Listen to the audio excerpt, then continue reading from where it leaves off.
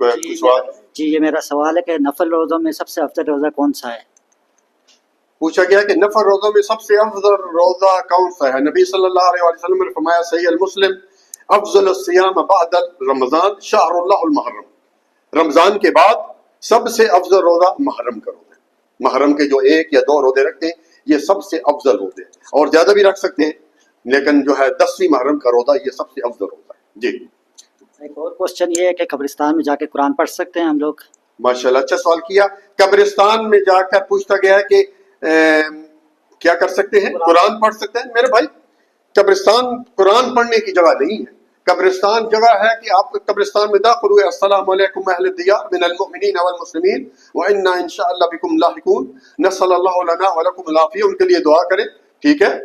ہم اپنے لیے اور تمہارے لیے آفت کی دعا کرتے ہیں، تم پر سلامتی ہو، اور پھر ان کے لیے مغفرت کی دعا کریں۔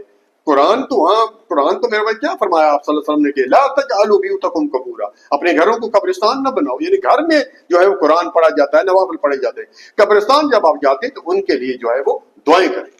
جی